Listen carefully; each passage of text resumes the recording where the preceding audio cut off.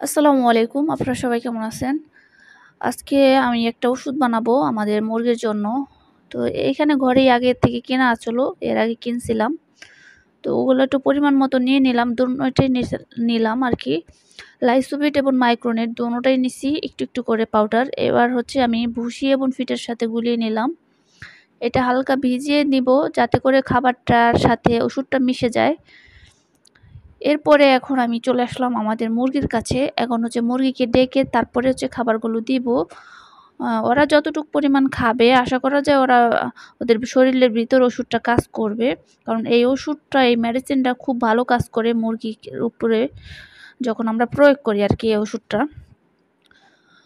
তো দেখলাম মুরগিগুলো খাবারটা ঠিকমতো খাচ্ছে না, অল্প খাচ্ছে, কোনোটা আবার খাচ্ছেই না। আমার একটু ভয় লাগতেছে কারণ হচ্ছে আমাদের মুরগিগুলো এর আগে একটা মারা গেল, ওইটা ছিল ব্রয়লার টাইপের মুরগি।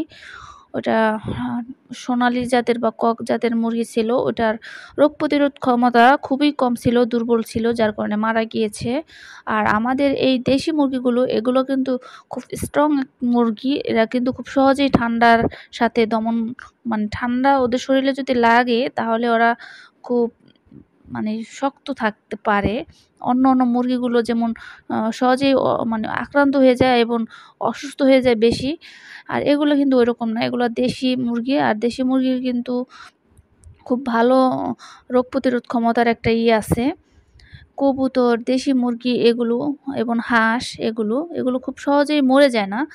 এর জন্য আমি একটু আরকি যে ওষুধ দিয়ে চেষ্টা করতেছি যারা সুস্থভাবে হয়ে যায় সুন্দরভাবে তারা। আর আমাদের মায়াবতী দেখতে পাচ্ছেন, ওর দিকে তাকালেই মায়া লাগে। আর হচ্ছে মহারাজ, এদেরকে কাটতে তো মনেই চায় না। তো চেষ্টা করি। এরপরে হচ্ছে বাকি খাবারগুলো আমি নিয়ে আসছি। একটুখানি খরগোশে দিলাম। খরগোশ দেখি খাওয়া শুরু করছে। এরপরে ভাবলাম এটা যেহেতু ডাক্তারের কাছে নেই নাই এই খাবারগুলো খরগোশের জন্য উচিত কিনা বা উপযোগ্য কিনা তার জন্য সরিয়ে নিলাম। পুরাটা দেই নাই। একটুখানি খেয়েছিল সামান্য। আর সবাই আমার ভিডিওটা দেখে মাশাআল্লাহ বলবেন। কারণ অনেকেরই মাশাআল্লাহ নাকি না বলে সমস্যা হয়। আপনারাই বলেছিলেন। তো তার জন্য আমি মাশাআল্লাহটা লিখে দিয়েছি। ভিডিও দেখার সাথে সবাই মাশাআল্লাহটাও বলে নিবেন। এরপরে হচ্ছে আমাদের পিকাচুর হাতে আমি আজকে একটা কামড় বা আঁচড় খেয়েছি। কারণ ওকে যখন ধরছিলাম ওকে একটু আঁচড় লেগে গেছে হাতে।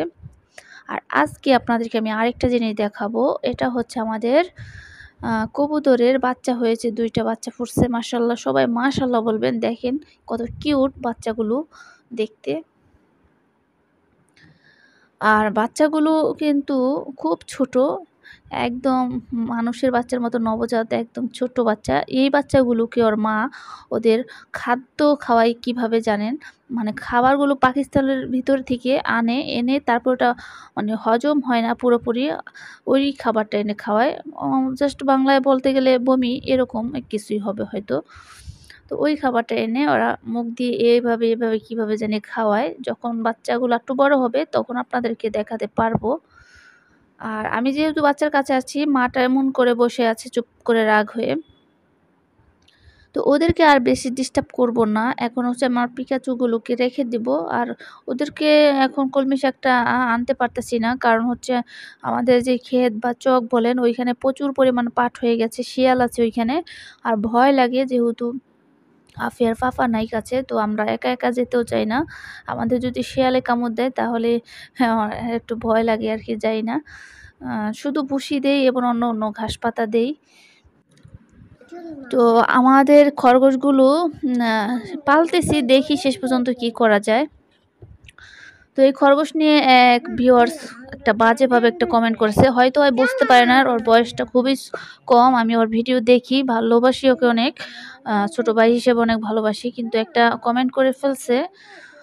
তো যাই হোক, আমাদের খরগোশগুলোর জন্য একটা মাদি খরগোশ ইনশাল্লাহ আনবো।